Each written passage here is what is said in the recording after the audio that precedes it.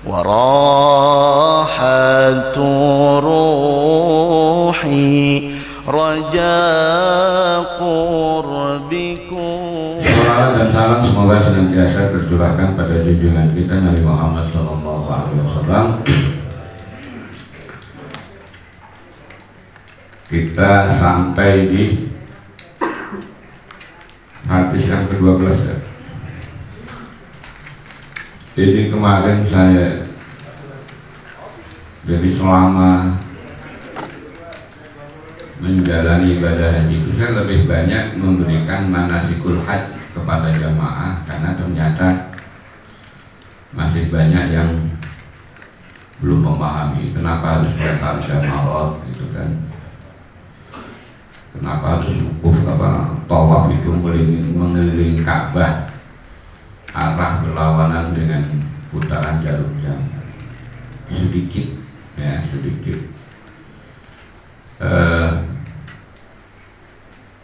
memang kajiannya sangat luas. Putaran memutari Ka'bah dengan arah putaran ke kiri, ternyata putaran itu dalam kehidupan alam semesta itu akan hanya putaran yang ke kiri berlawanan dengan jarum jam yang membuat kosmik. Kosmik itu apa? Energi kehidupan. Dan ternyata planet bisa mengeluarkan energi, termasuk matahari, bahkan bulan disinari dengan sedemikian rupa.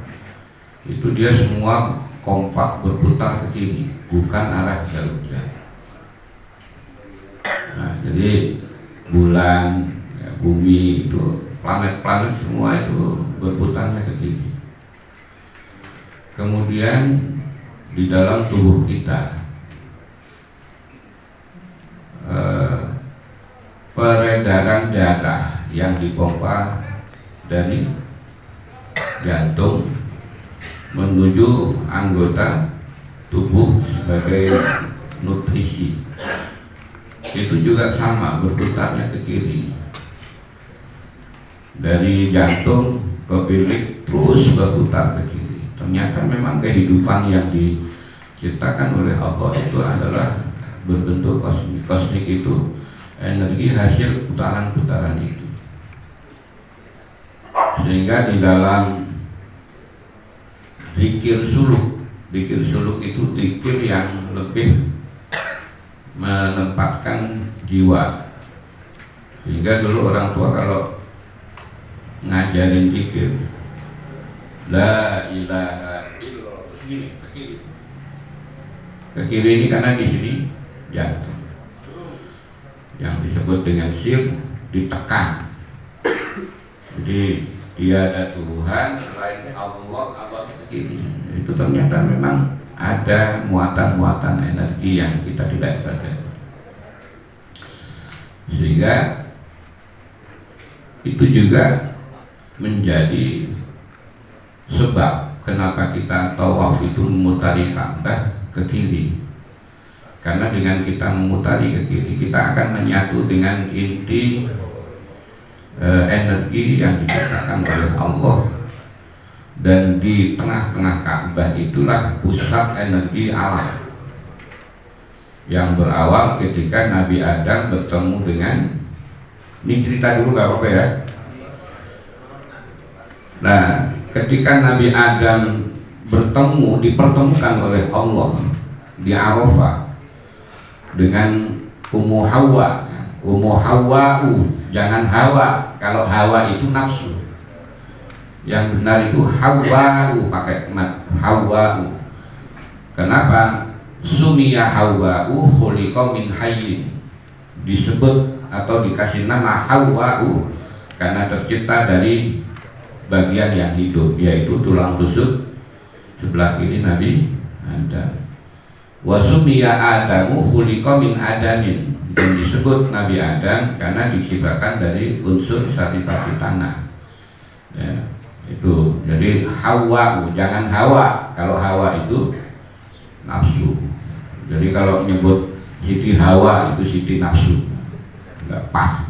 Nah, ketika Nabi Adam dipertemukan, kesan dikeluarkannya dari Firdaus itu Nabi Adam masih nyesel, masih gundah gulana. Terus ditanya oleh malaikat Jibril, kenapa engkau kok begitu gundah gulana? Apa yang kau inginkan? Aku ingin tempat di mana aku bisa bertobat dengan sesungguhnya, dan aku akan putari tempat itu sampai Allah ridho.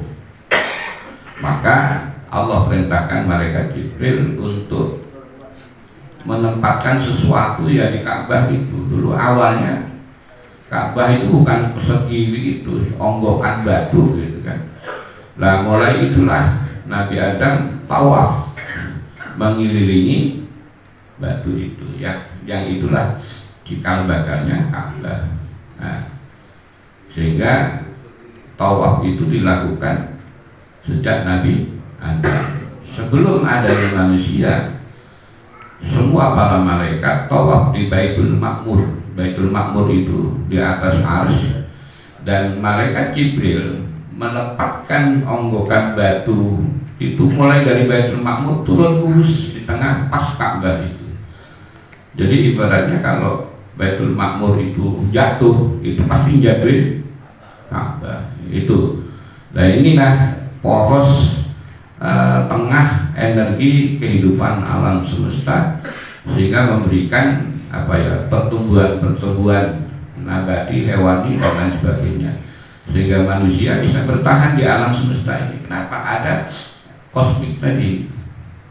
Kosmik itu energi yang dihasilkan oleh putaran-putaran itu. Kita tidak akan pernah tahu di inti bumi itu ada api, ada air yang berputar terus, sehingga bisa tanah itu tidak mengeras. Nah, makanya yang namanya ardun itu adalah media tidak keras tapi juga tidak encer, dan dia bisa menumbuhkan sesuatu tapi juga bisa ditempati oleh bangunan tapi tidak terlalu kuat. Makanya sekuat bangunan pun tetap nanti akan runtuh kalau gempa. Itulah ardun, artinya begitu. Ini baru sebagian makna filosofi tawaf. Maka seseorang dengan haji tawaf itu sama dengan mengembalikan dirinya pada perputaran yang normatif sesuai dengan kehendak Allah dalam kehidupan alam semesta. Karena kita sebagai manusia itu dituntut untuk melestarikan alam. Melestarikan alam itu ya ngikutin gerak alam. Maka ketika kita mengikuti gerak alam, maka sama dengan mengikuti gerak Allah, gerak yang diinginkan oleh Allah. Wala tufsidu fil ardi. Jangan kau membuat kerusakan alam. Maksudnya tidak memutari seperti itu. Dan ibadah kita ini sama dengan memutari. Makanya ketika kita menghadap Ka'bah itu hakikatnya bukan Ka'bah yang kita hadapi, tapi Allah. Kenapa? Karena Allah yang menciptakan energi alam semesta ini. Itu. Dah segitu aja pelajaran fisika. Nah, jadi itu yang banyak saya jelaskan ke jamaah setiap habis sholat itu ada. Jadi lebih banyak saya memberikan manasikul hajj kepada jamaah dibanding saya ibadah sendiri ke haram. Ya kadang-kadang sih asal maghrib isya baru pulang gitu. Kadang-kadang habis isya subuh baru pulang gitu. Tapi tidak selalu. Baik, saya kira itu kita akan lanjutkan sampai pada hadis yang ke-12 ya. A'udzu billahi minasyaitonir rajim. Bismillahirrahmanirrahim. Qala musannifu rahimahullahu ta'ala wa nafa'na bihi wa ta'allumihi fid dharain amin ya rabbal alamin. A'udzu billahi minasyaitonir rajim. Bismillahirrahmanirrahim. An Abi Hurairah, dari Abu Hurairah radhiyallahu anhu, qala mengatakan, sami'tu Rasulullah sallallahu alaihi wasallam, saya mendengar Rasulullah sallallahu alaihi wasallam bersabda, yaqulu, maka dikatakan, kana rajulani, ada dua orang laki-laki, fi Bani Israil, di zaman Bani Israel, mutawakhinaini, dia berdua itu sangat melekat, sangat akrab. Ahaduhuma yudnibu wal akharu mujtahidun fil ibadah.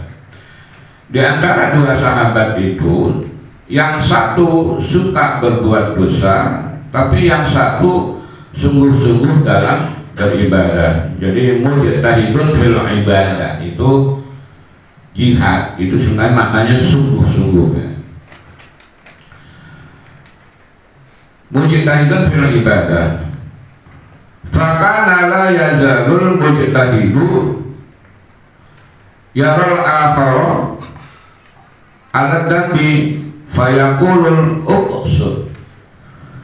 Tidak pernah seseorang yang rajin atau bersungguh-sungguh dalam ibadahnya itu, setiap dia melihat temannya berbuat dosa, dia itu selalu mengingatkan uqsud. Uqsud itu kata untuk berhentilah, jangan, nah itu uqsud itu. Nah, tapi ini menjadi sifat. Fakat saya pun uqsud farahadahu yauman ala dambin. Maka pada suatu saat, ketika suatu hari itu dia melihat teman yang berbuat dosa itu, faqala, maka dia mengatakan lahu kepadanya, uqsud, jangan, nggak boleh dosa begitu itu, udah hentikan, gitu kan? Itu kata yang mujtahid itu. Faqala, maka yang berbuat dosa itu menjawab, khallani, sudahlah, tinggalkan aku, abaikan aku, nggak usah mikirin aku. Berarti aku ista ala roti alayya raqiban. Apakah memang kau itu dihidupkan oleh Allah, diperintahkan oleh Allah untuk mengawasi diriku? Itu kata teman. Nah, sampai di sini ini, kalau kita punya teman akrab atau famili, sana famili, terus berbuat dosa, kita ingetin terus, jangan, nggak boleh. Terus dia jawab, udah aja tinggalin, jangan ngurusin gua. Emang lu diperintah sama Allah buat ngurusin gua, ngawasin gua? Terus kira-kira orang begitu itu kita apa ya? Hah? Kita apa ya? Kepret. Ya, kita terusin nanti. Jadi ketika yang sering berbuat dosa itu diingetin begitu, apa dia bilang? Khallani wa rabbi aku itu alayya raqiban. Tinggalkan sajalah aku, gak usah ngurusin perbuatanku. Aku buat dosa ya dosa buatku sendiri. Atau memang kalian gitu, atau engkau itu diperintahkan oleh Allah untuk mengawasi diriku. Oh itu. Maka ketika dikatakan seperti itu, faqala, menjawab. Teman yang rajin ibadah itu, yang sungguh-sungguh ibadah itu menjawab, wallahi la yaghfirullahu laka. Demi Allah, kamu tidak akan diampunkan oleh Allah dosa-dosamu. Kong diingetin kok ngomong begitu, gitu kan? Itu. Aula yudkhilakallahu jannah, atau engkau bahkan tidak akan masuk surga atau tidak dimasukkan surga oleh Allah Subhanahu wa ta'ala. Nah, ungkapan ini itu mungkin wajar kita ucapkan ketika kita melihat terjadi kejengkelan terhadap teman kita yang kita ingatin bandel gitu kan. Ya lo mah dosa lo banyak amat, bagaimana masuk surga itu mah. Lo kita klaim begitu itu gitu. Maka orang yang rajin ibadah itu karena merasa dia rajin ibadah, seakan-akan yakin ibadahnya itu adalah kunci surga, sehingga dia mengatakan, itu mah gak bakalan diampunin, bahkan gak bakalan dimasukin ke surga oleh Allah Subhanahu wa ta'ala gitu. Nah, arwahuhuma falyatama'a inda rabbil alamin. Maka akhirnya keduanya itu diwafatkan oleh Allah. Diwafatkan oleh Allah dan dikumpulkanlah di depan Allah Subhanahu wa ta'ala, Tuhan semesta alam. Faqala lihadal mujtahidi, maka Allah itu berfirman kepada si mujtahid. Artinya Allah berfirman, berkata kepada yang rajin ibadah, yang sungguh-sungguh ibadah. Apa kata Allah?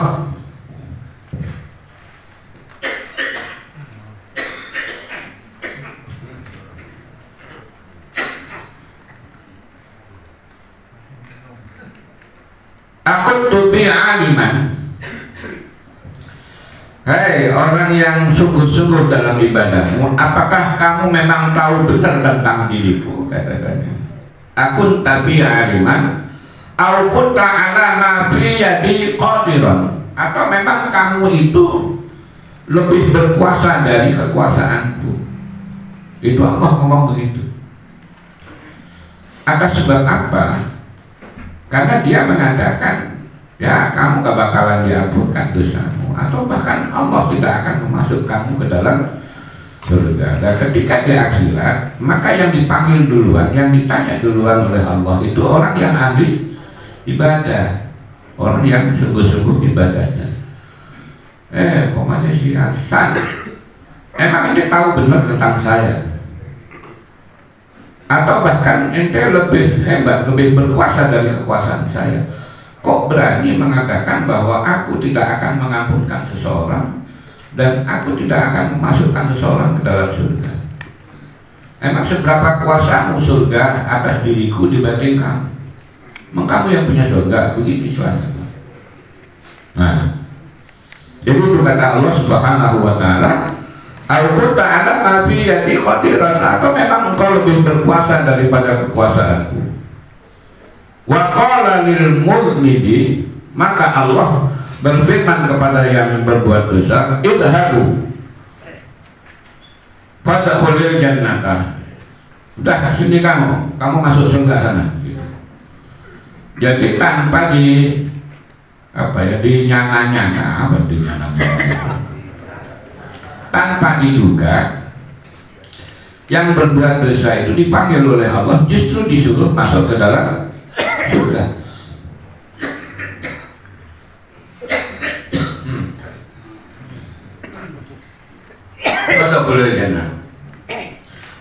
Apa kata Allah? Birahmati, masuklah ke dalam surga dengan rahmatku.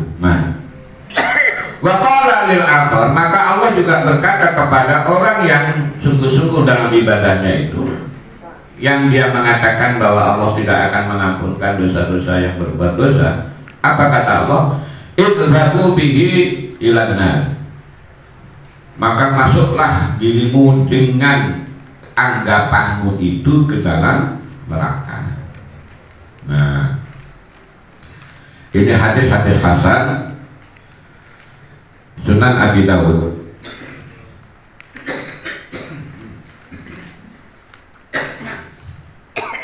Wa qala Abu Hurairah, dan Abu Hurairah mengatakan begini, walladzi nafsi biyadihi, dan demi diriku yang ada di dalam kekuasaan Allah Subhanahu wa ta'ala, litakallama di kalimatin au baqat, apa itu, dunyahu wa akhirah. Jadi kata Abu Hurairah sampai ngomong begini, demi Allah yang saya ada dalam kekuasaannya, hanya karena satu kata saja yang buruk itu akan menghapuskan kebahagiaan dunia dan akhiratnya. Nah, hadis ini maksudnya gimana? Ya. Jadi ketika Rasulullah menceritakan dua sahabat itu, karena ini seringnya Kita ini menganggap bahwa setelah Islam itu gampang banget mentakfirkan orang lain. Apalagi merasa punya ilmu terus melihat orang yang bodoh. Terus seakan-akan kita wah itu ngomongin ya sholat ini mana ya dia begini mah. Terus saya sering menilai begitu. Bahkan kita lagi ngumpul begini, kalau lagi dengerin begini akur semuanya. Tapi kalau udah di luar ngaji ngantuk baik mana pahalanya, tidak perlu ngaji ngantuk sih minta pahala tidur. Iya kan? Mungkin ini sesuatu wajaran yang lebih dari itu bisa jadi terjadi seperti itu. Maka ketika kita ini sudah membangun keimanan kepada Allah, kepercayaan kepada Allah, itu tidak lebih berat dibanding kita mempercayakan segala sesuatunya kepada Allah. Maksudnya gini, kalau percaya sama Allah, syahadat aja cukup. Asyhadu an la ilaha illallah wa asyhadu anna Muhammadar Rasul. Tapi kalau mempercayakan segala sesuatunya kepada Allah, itu tidak gampang. Ketika kita dikasih musibah, ngeluh. Ketika kita dikasih rezeki, Allah sudah bilang, bagiannya itu bagian fakir miskin. Ya, nggak percaya, lewat aja semuanya. Ketika kita menginginkan sesuatu, punya hajat, punya maksud, udah doanya Masya Allah. Tapi giliran kadang-kadang udah dikasih sama Allah, lupa. Jadi percaya kepada Allah belum tentu dia benar-benar mempercayakan dirinya segala sesuatu kepada Allah. Sehingga setiap hal berbicara tentang keimanan itu pasti wa ilaina turja'un. Kamu pasti akan kembali kepada Allah. Kenapa? Karena sering kita dalam keseharian kita tidak merasa kita kembali kepada Allah. Sehingga apa? Kita nggak pernah hati-hati. Kalau dia yakin bahwa kembali kepada Allah, itu pasti hati-hati. Gitu. Sama dengan ketika lo pakai sendal orang itu, sendal jamaah apa-apa. Itu kalau sendal biasa gimana dah? Bukan gimana begitu. Dia kan nggak punya khawatiran.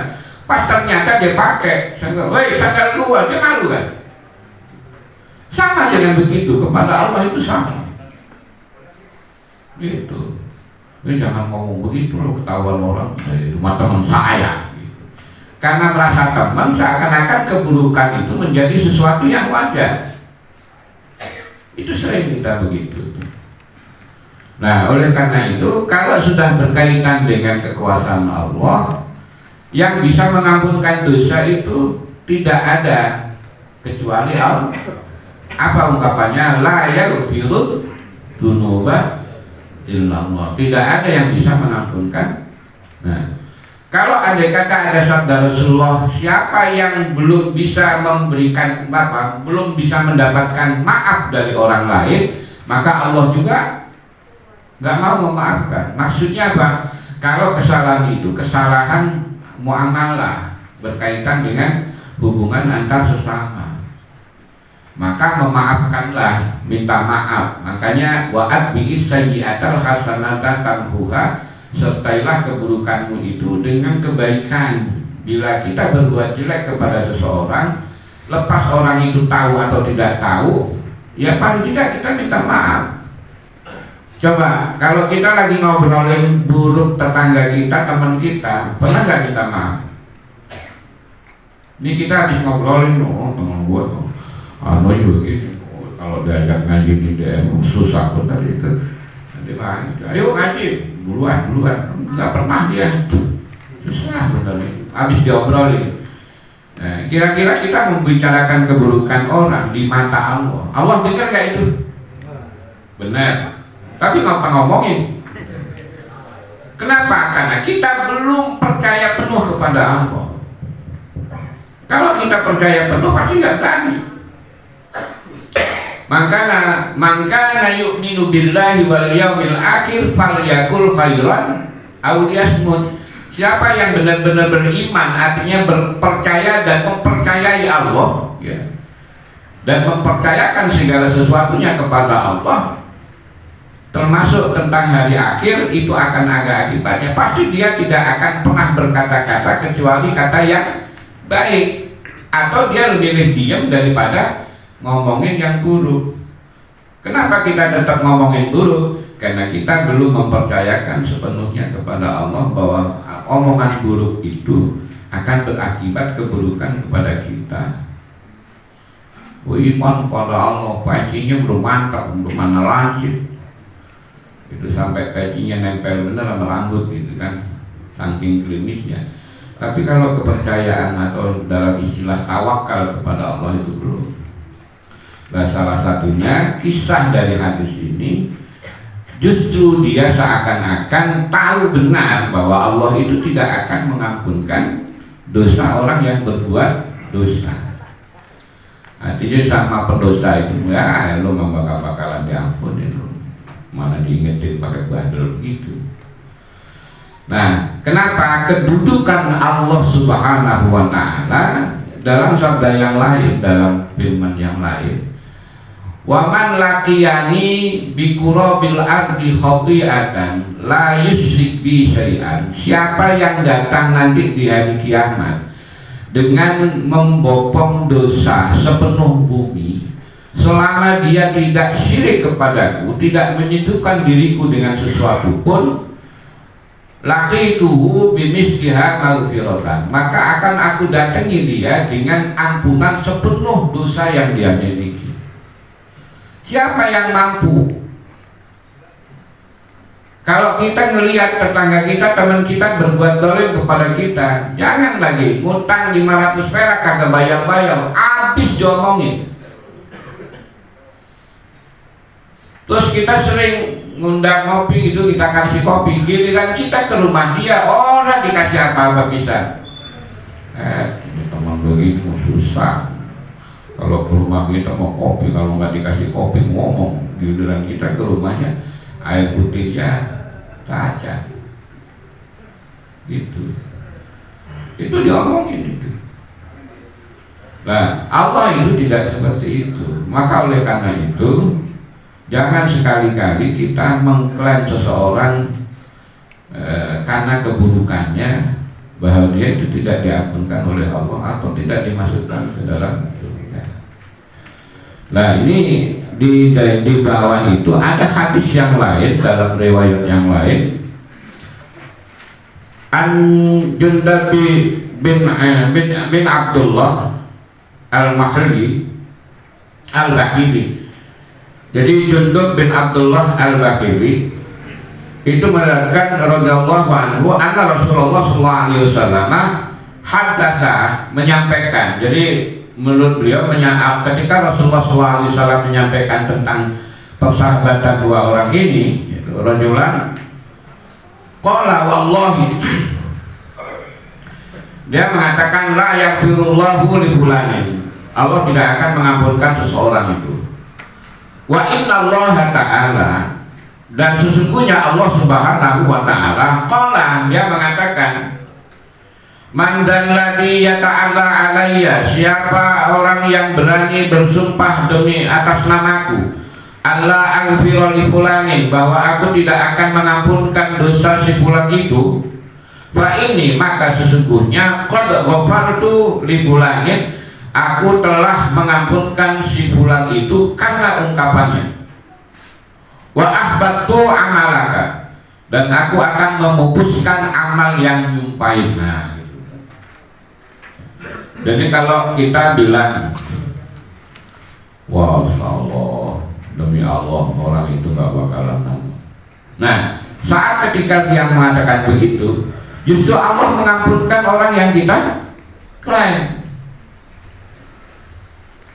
Ini sebenarnya akhlak yang paling penting dalam kehidupan kita sehari-hari, yang sering menjadikan kerajinan kita, rajin sholat, rajin ngaji, rajin pengajian, itu dijadikan perisai, dijadikan gambaran seakan-akan ini kita benar mengatakan seperti itu.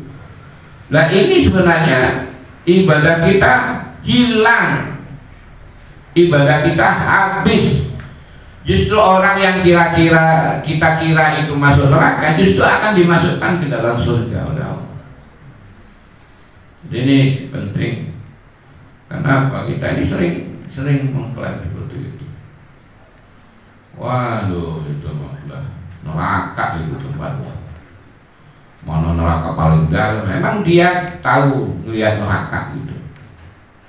Nah, ini kadang-kadang seperti itu. Maka tidak boleh kita mengklaim diri seseorang bahwa orang itu buruk. Makanya Rasulullah dalam sabdanya lain, jangan kau siksa orang itu karena keburukan. Maksudnya begini, ya lo tahu lagunya begitu, mampus lu di neraka begitu. Jadi seakan-akan kita menyiksa dia dengan keburukan.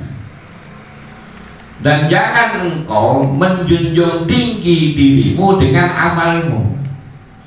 Dan kita jangan seakan-akan saya mah tiap malam tahajud, makanya gak mungkin saya masuk neraka. Nah ini yang begini kadang malah nyungsap nanti. Jangan ngagul-ngagulin amal ibadah hanya karena amal itu. Tapi juga jangan menyiksa seseorang karena keburukan. Kenapa? Karena inti dari keislaman yang disyariatkan oleh Allah itu liyukhrijakum minad dzulumati ilan nur. Artinya untuk kalian semua supaya bisa kembali kepada jiwa yang bercahaya. Jiwa yang bercahaya itu adalah na yauma idzin nadhiratan ila rabbiha nadhiratun. Jadi nanti orang itu bercahaya berseri-seri karena kegirangan, dan kepada Allah dia bisa melihat langsung berhadapan. Itu. Nah siapa? Orang-orang yang mendapatkan rahmat. Makanya masuk surga itu ada 3. Ada yang bighairi hisab, ada hisab yasirah, ada birahmatillah. Kalau yang bighairi hisab, ya misalnya kayak orang-orang yang berjihad membela Islam. Tapi kalau yang membela Islam pakai WA yang begitu, mencaci maki orang yang kira-kira jelek, itu wah Islam kok jangan. Itu yang namanya zaitun itu menghinakan Islam, ya dia main ikut-ikutan. Itu bukan yang jiwa Islam, itu belum tentu. Nah, udah mengklaim begini, biar ada bagiannya nanti yang mengklaim seperti itu. Kita nggak usah ikut-ikut. Mau kita sendiri kalau ditanya, sholat ini kayak apa? Bingung juga jawabnya. Nah, kemudian orang yang tidak pernah memutuskan lisannya untuk berzikir kepada Allah itu orang yang bighairi hisab.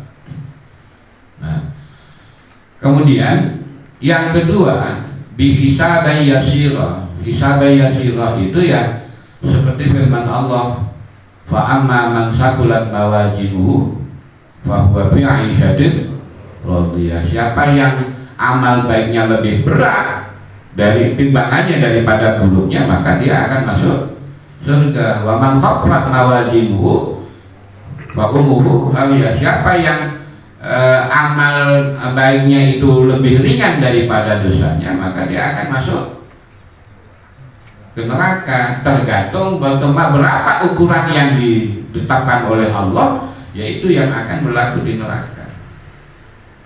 Itu toh yang nantinya dia akan dipindahkan ke surga, tapi ngerasain dulu neraka. Ada yang dirahmatillah. Birahmatillah itu ada yang qoblal maut. Ini lagunya dangkal benar, tahu dangkal? Diingetin nggak bisa, dikali apa diubur digebukin tetap aja nyolong. Ya gitu kan. Ya kalau ngomong comel, tahu comel? Kagak bisa berhenti. Udah begitu, asal ngomong begitu lah itu. Pokoknya udah sholat jangan, tapi pas kira-kira setengah jam sebelum mati dia tobat, sholat sampai nangis, pas habis sholat mati. Ya seakan-akan ini adalah tobat yang nasuha. Lah bisa jadi orang yang seperti ini itu adalah orang yang dirahmatillah.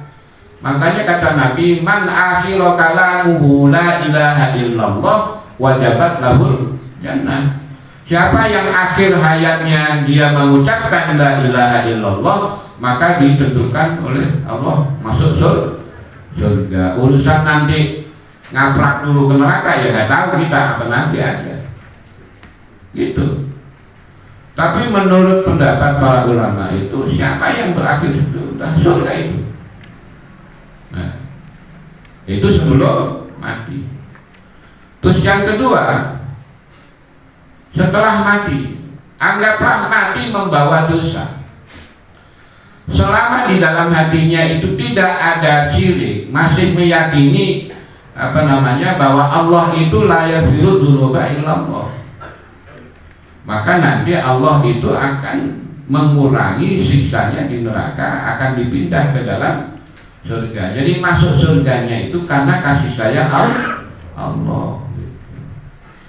Nah kalau kita nih ngelihat orang yang berbuat dosa, udah jengkelnya setengah mati sampai 7 turunan jengkelnya, lo kan nggak pantas jadi hamba Allah. Kita berharap ya Allah, Allahumma innaka afuwun tuhibbul afwa fa'fu anna, kan gitu. Ya Allah, Engkau adalah pemaaf, maafkanlah segala kesalahanku. Tapi memaafkan kesalahan orang lain gak mau. Lu gak imbang kan? Jadi kalau Allah itu sama lu minta maaf sama gua, maafin nama saudara lu aja kagak, apalagi orang lain. Gitu. Ini malaikat pada gedek. Apalagi malaikat jahil gedeknya. Udah Allah cekak gitu. Jadi kita ini sering berbicara tentang kebaikan, tapi berbuat baik kepada sesama enggak. Sering kita memohon ampunan dan maaf kepada Allah, tapi memaafkan dan mengampunkan kesalahan orang lain enggak. Gitu loh. Ini enggak imbang. Makanya Rasulullah bilang, takhallaqu bi akhlaqillah. Berakhlaklah sebagaimana Allah berakhlak. Seberapapun besarnya dosa yang kita lakukan, Allah masih nunggu taubat ini taubat. Sampai kapan? Sebelum mati. Itu sebelum mati. Ya bandel-bandel, tapi yang penting yakin dalam hatinya. Iya sih, saya mau bandel, tapi saya yakin sih Allah bakal ngampunin gua. Itu minimal. Urusan nanti nasib kita di neraka atau dianggang-anggang sama Allah, ya udah, karena memang kita seperti itu. Cuman ngandelin keyakinan, bukan ngandelin amal. Makanya innal ladzina amanu wa amilus sholihati lahu jannah, kan gitu. Orang yang beriman dan beramal soleh, dia akan bisa menempati surga. Kalau orang yang beriman saja menempati surga setelah ngaprak dulu di neraka gitu. Kalau iman doang. Nah, karena iman itulah rahmat Allah. Ngandelin iman doang apa amal? Dua-duanya. Ya kalau lempangan ngandelin iman doang ya udah nggak apa-apa gitu. Apa di neraka sih anget baik sih. Enggak ada yang panas. Gitu. Belum terasa kan? Belum. Kenapa? Karena kita belum percaya benar sama Allah Subhanahu wa Ta'ala. Makanya apa-apa yang bisa nganterin ke neraka kita lakonin gitu. Jadi ini intinya, kalau kita simpulkan, yang pertama, jaga amal kita dan selalu didukung dengan doa. Seberapapun keburukan amal kita, maka jangan lupa kita berdoa kepada Allah agar Allah berkenan menerimanya. Jangan sebaliknya, merasa bagus amal kita terus kita nggak perlu doa. Assalamualaikum, woi tunggu. Ini nggak perlu kayaknya. Menganggap nggak ada keperluan kepada Allah itu nggak open yang begini. Walaupun dia rajin sholat. Kenapa? Kata Rasulullah, innallaha yuhibbul mulihina bid-du'a. Allah itu sangat cinta kepada orang yang tidak pernah memutuskan doanya kepada Allah dan dia selalu sungguh-sungguh. Ya Allah, sholat saya tadi Masya Allah, sholat subuh keder karena imamnya lain. Kalau biasanya itu imamnya siapa itu pakai gamis. Saya berpikir begitu, saya keder. Iya, nggak ingat tadi itu. Selesai. Tapi tolong Allah terima aja begitu. Ada yang begitu tadi? Tahu? Imamnya lain gitu. Ada lagi sholat subuh keder. Sholat subuh sampai 3 rakaat. Gitu. Karena lupa gitu kan, tambah lagi 3 rakaat, masih keder lagi, tahu kebanyakan anjing kali. Tapi tetap kita harus, tapi juga jangan terlalu membangga-banggakan amalnya sehingga seakan-akan amal yang dia miliki itu menjadi alat untuk mengklaim seseorang. Kayak uang apa? Gua ke masjid, lu kagak ada nguruk, gimana lu? Lu amal lu seberapa bentar ditimbang, udah kayak begitu aja. Banding-banding itu jangan. Malah bisa jadi amal kita habis. Apalagi kita sampai mengklaim seseorang bahwa orang itu buruk karena keburukannya. Allah itu masih dengan kasih sayangnya. Apapun keburukannya, selama ente bertobat, ya tetap. Faman taba min ba'di dzulmihi, siapa orang yang bertobat setelah kezalimannya, wa aslaha, kemudian dia memperbaiki tingkah lakunya dengan kebaikan kita kan, fa innallaha yatubu alaihi, maka sesungguhnya Allah akan mengampunkan tobatnya. Dan yang terakhir, jangan suka nyumpain orang, karena itu malaikat bingung. Habis nyumpain, habis sholat ngedoa lagi, nyumpain lagi, ngedoa lagi. Kan habis sholat doanya apa tuh? Allahumma ighfir lil muslimina wal muslimat wal mu'minina wal mu'minat. Kita bisa enggak? Allahumma ighfir lil muslimina wal muslimat wal mu'minina wal mu'minat, kecuali yang saya sumpahin itu Allah tidak termasuk. Enggak mungkin kita gitu. Maka malaikat bingung, lu bagaimana sih? Lu habis nyumpahin, lu doain lagi, ntar nyumpain lagi, doain lagi, lu gimana nih? Nanti kok pas lagi nyumpahin lu mati, bangga. Ya. Jadi kadang-kadang kita membuat bingung malaikat itu. Kita habis mencaci maki, habis sholat didoain. Allahumma ighfir lil muslimina wal muslimat wal mu'minina wal, kan kita nggak bisa kan? Allah yang kemarin saya ribut Allah tidak termasuk, terus yang tetangga sebelah itu ya muslim, benar saya nggak termasuk. Pokoknya yang muslim muslimat, yang pokoknya yang akur sama saya nggak mungkin. Coba kalau ada hamil habis ngimamin gitu doanya begini, Allahumma ighfir lil muslimin wal muslimat, kecuali yang di belakang saya ini Allah. Coba diaminin nggak? Amil gua kebuk begini. Itulah karena memang kita ini berusaha diikat oleh Allah tanpa kita sadari. Dengan apa? Dengan doa itu. Kan nggak pantas habis kita doain kita sumpahin, habis kita doain kita usilin kan gitu.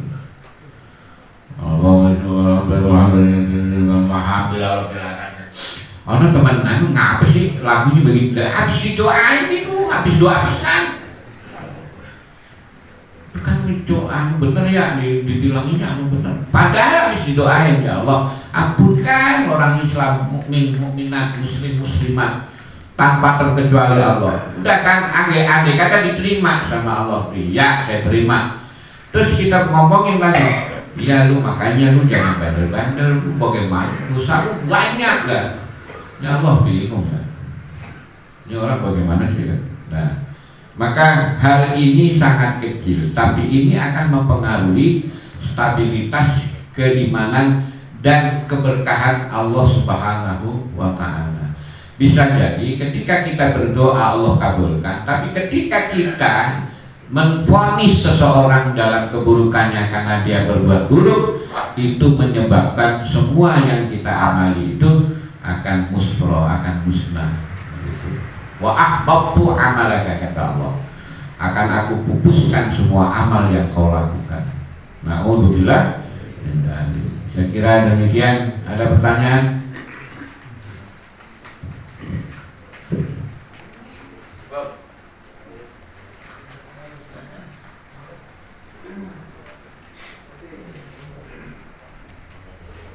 Benar nih, coba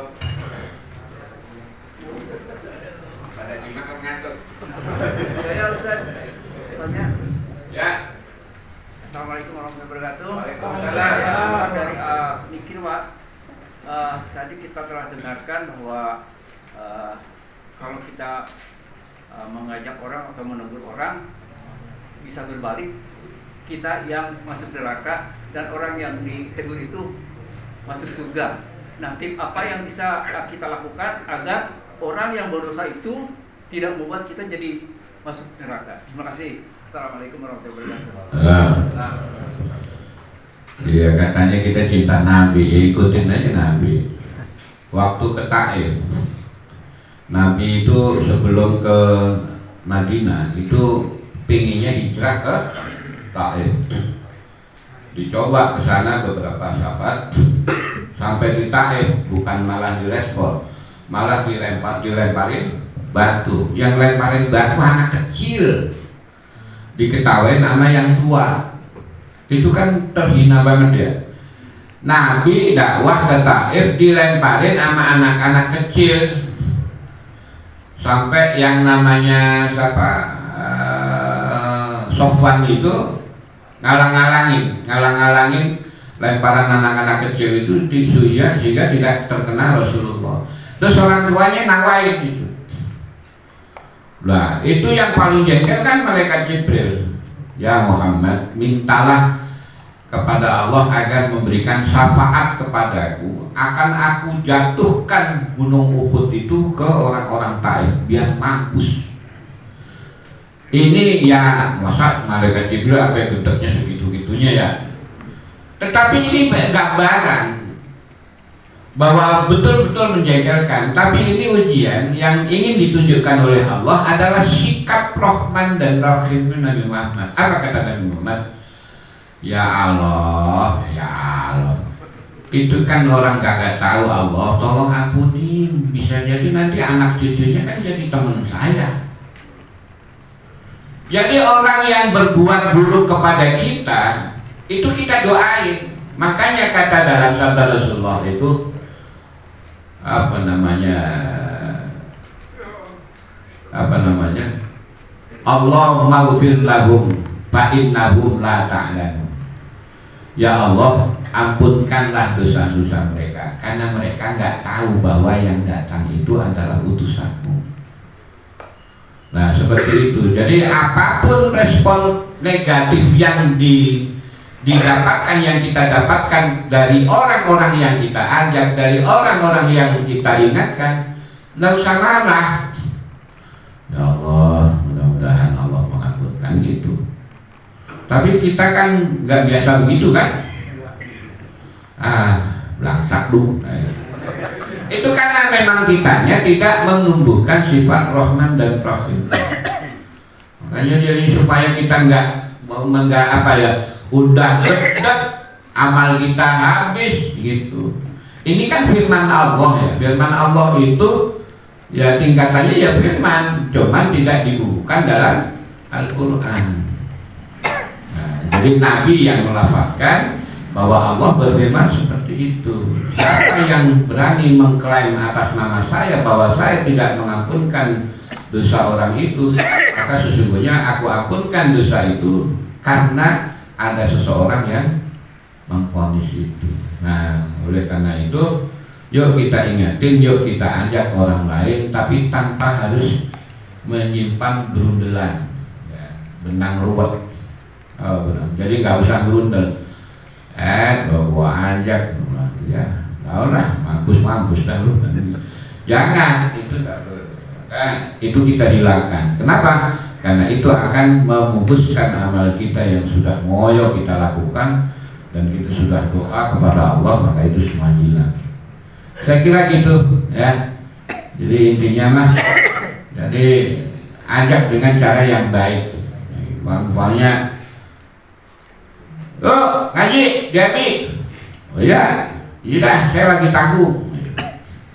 Besok lagi ngaji, Devi. Iya belum bangun. Besok lagi dia ajak ngaji, Devi. Udah kan, duluan dah. Besok lagi ngaji, Devi. Agak nyaut bisa. Giliran kita mau ngajak, udah ketahuan kita mau lewat, dia masuk duluan. Ini kira-kira kalau kita ngajak orang yang begini kita apa ya? Hilang amalnya. Nah, gitu maksudnya. Nggak usah diomongin. Itu mau orang doyan ngaji. Memang hidup juga belakang di dunia apalagi di akhirat. Ini jangan, itu Allah dengar lagu. Memang lu pada tahu tentang ini kan banyak. Akun tabim aliman. Apakah kamu benar-benar tahu tentang diriku? Atau kamu lebih berkuasa daripada kekuasaanmu? Kok kamu ngatur-ngatur orang yang masuk surga itu harusnya begini? Justru kamu nggak bisa masuk surga, kan gitu nanti. Nah, makanya hanya karena akhlak ungkapan yang nggak pas untuk orang lain itu bisa menghapuskan amal kita. Itu udah ngoyo mana ketua DSI lagi lantik romas, kan amalnya banyak bener, sedekahnya banyak. Ada anggota DNI, lo mah neraka, habis. Itu makanya hati-hati. Doain semua supaya masuk surga. Kalau asal orang gedek, kita gedek doain neraka. Lu sendirian di surga, kagak enak, nggak ada teman. Iya, lagi belum tentu kan. Ya saya kira gitu ya. Makasih, Pak. Cukup? Cukup. Ya. Udah ngopi belum? Baik, saya kira demikian, kurang lebihnya mohon maaf. Mudah-mudahan kita senantiasa diberkahi oleh Allah Subhanahu wa taala. Mari kita akhiri dengan doa Al-Fatihah. A'udzubillahi minasyaitonir rajim. Bismillahirrahmanirrahim. Alhamdulillahirabbil alamin arrahmanir rahim maliki yaumiddin. Iyyaka na'budu wa iyyaka nasta'in ihdinas siratal mustaqim siratal ladzina an'amta 'alaihim ghairil maghdubi 'alaihim waladdallin. Allahumma shalli wa sallim ala sayyidina Muhammad. Alhamdulillahirabbil alamin hamdan yuwafi ni'amatika wa majidah. Ya Rabbana wa lakal hamdu kama yanbaghi li jalalika wa 'azimi sultanik. Allahumma rabbana ighfir lana wa li walidayna warhamhuma kama rabbayana shighara wa li jami'il muslimina wal muslimat wal mu'minina wal ahya'i minhum wal amwat. Allahumma amantanna bi du'aika wa wa'adtana bi ijabatika fa qata'naka ya Allah istajib kama wa'adtana innaka la tukhliful mi'ad. Allahumma barik lana ziyaratal haramain bima syi'ta wa kaifa syi'ta innaka 'ala ma tasawwur qadir. Ya Allah, berkailah kami dengan semua kami agar dapat berziarah ke dua masjid yang kau muliakan. Bima syi'ta wa kaifa syi'ta, dari mana caranya dan bagaimana bisanya ke sana. Yang jelas engkau adalah penguasa segala sesuatu dan bisa menjadikan sesuatu menjadi kenyataan. Idza aradallaha syai'an ay yaqula lahu kun fayakun. Allahumma yassir lana umurana wa la tu'assir alaina ya Allah bi rahmatika ya arhamar rahim. Rabbana atina fid dunya hasanah fil akhirati hasanah wa qina adzabannar. Walhamdulillahirabbil alamin. Wallahu muwaffiq ila thoriq. Assalamualaikum warahmatullahi wabarakatuh. Ya Allah, Ya Rahman, Ya Rahim, Ya Malik, Ya Kudus, Ya Salam, Ya Mu'min, Ya Muhaimin, Ya Aziz, Ya Jabbar, Ya Mutakabbir, Ya Khaliq, Ya Bari, Ya Musawwir, Ya Ghaffar, Ya Qahhar, Ya Wahhab, Ya Razzaq, Ya Fattah, Ya Alim, Ya Qabid, Ya Basit, Ya Khafid, Ya Rafi', Ya Mu'iz, Ya Muzil, Ya Sami', Ya Basir, Ya Hakam, Ya Adil, Ya Latif, Ya Khabir, Ya Halim, Ya Azim, Ya Ghafur, Ya Syakur, Ya Ali, Ya Kabir, Ya Khafif, Ya Muqim, Ya Hasim.